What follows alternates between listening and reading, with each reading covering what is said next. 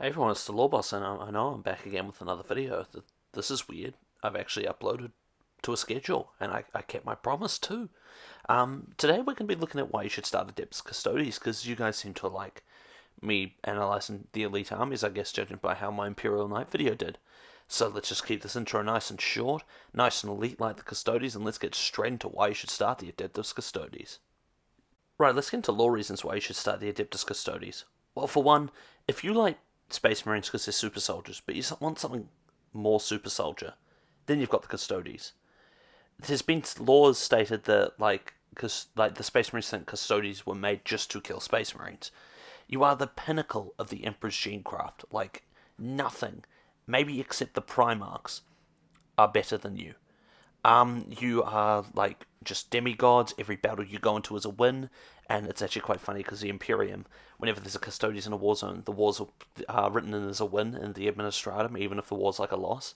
So I always have this mental image of this like custodian on the planet where there's this massive fight going on, and he's getting some like I don't know 40k style chicken nuggets, but they have to write it as a win because he was there, and it's really cool. They are peak physical perfection. They are all armed with like spears, like halberd spear things that are also bolt guns, or like swords that also have two bolt pistols on them, or axes that also have bolt guns. They have some of the best weaponry. So if you like being the best of the best, start custodes. Also, if you like they've got quite a Greek Spartan look. I know I'm kind of pushing it there. That's more of a Minotaur Space Marine thing, but they feel very Spartan-y, very Greek. I know that's a lot of the Imperium, but if you like that look, that's a good reason to start them as well. Now let's get on to tabletop, more miniature reasons first than tabletop after, of why you should get into Adeptus Custodes. Do you like painting gold? Start Custodes. They are probably one of the easier armies to paint out of all of the factions in Warhammer 40k. Painting gold and metallics is quite easy to get one nice done. Base coat wash, call it a day. Do some like black detailing on the gun casing and metallics on the blades, and some blue on the Paragon blade part of the weapon, and you're done. Chuck a base on there and sorted. They are one of the easiest armies to paint up to a pretty high standard, just because they're quite monocolor, and they also actually look really cool in like silver and stuff as well. So that's always a bonus. Also, they are quite posable kits. They aren't monopose like the new Primaris. Like they are pretty easily to be posed, and their kits are quite wide in their range. I mean, it is just big dude in cold armor, which we'll get to in the modeling and tabletop negatives, but there's still a bit of variety. Like you have Terminators, you have like Blade Champions, and yeah, they all have a story to tell. If you like building an army of characters, they do all have a story to tell. So if you like doing that, start the Custodes. Now let's get on to tabletop reasons of why you should start the Adeptus Custodes. For one, you're winning just every melee fight possible. You are quite literally an army of like what other people would consider a character. All of them have a minimum of like 3 wounds, like 4 attacks, AP2, all armed with power weapons usually. Usually, Sagittarium from Forge World aren't. But that's different. Negatives, that's its own section. But you're just winning every fight. You are quite literally the best of the best. The only person who'll beat you in a melee fight are Imperial Knights. Everything else, apart from maybe like Wraith units, apart from like a select few units that can kill a Custodian efficiently, will lose to you in a melee fight. Obviously, like some Space Marine captain will probably rip apart your Custodian Wardens, but that's like comparing. But then, alternatively, Trajan Valoris, your captain, like your named character, will just walk up to other named characters and just boop them real good. So if you like being the best of the best, that's great. One positive, if you see it as a positive, is not having to field many miniatures. You don't have as much to worry about on the table. Yeah, you're really good, but that comes at a price of being expensive, which we'll get to in the negatives. But also, it means you've got less stuff to worry about. So yeah, if you like having not many miniatures on the table, so you just can focus on more individuals, and being the best of the best in everything, maybe except Psychic, but even then you've got ways to deny Psychic. Start the Custodes on the tabletop. But now we have to get onto the lore negatives. For Custodes, there's not much, but there is a couple big ones. For one, there is no relating to these guys in the novels. These guys are quite literally an army of Kratos. If Kratos wasn't as strong, but that's fine. There's no relating to these dudes whatsoever. They are beyond, well, I'd say human comprehension, just because of how powerful they are. So if you want to have like a relatable character like Caiaphas Cain, don't go for the custodes. And also, they aren't involved in a lot of small skirmishes, like I mentioned in my Knights video. So if you like having those cool Spec Ops kind of narratives, I once again just wouldn't go for the custodes. They're always involved in the biggest fights. So it's more just relatability and not being involved in small engagements. Apart from that, though, there's not many lore negatives. There's like when writers don't know how to power scale them, but that's not like an overarching negative. That's a writer negative.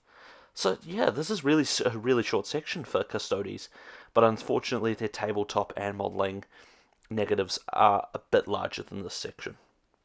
And now for modelling negatives. Honestly, it's just, as I mentioned before, it's painting all gold, which if you don't like gold, just stay away. Like, come on. Like, I get you can paint them better, but like they're the golden boys of the Emperor. Also, that they are just golden dude in armor, or golden dude in armor with axe. So if you do like a ton of variety, probably don't go for the custodes. In lore, they're all like hella different, but in tabletop, they do look pretty similar. I know you can pose them a ton and load them out different ways, but you can only get so far with this army. Now, to contradict this, you only need like 6 models of each thing. But these models, as much as they are meant to be unique, there will be certain aspects of these miniatures that you'll be able to like, they're just the same dude but with a different pose. But apart from that, for modelling, like, they're all plastic kits, apart from the Forge World stuff, which will be, oh, that's a point, Forge World. Yeah, half of your stuff's on Forge World.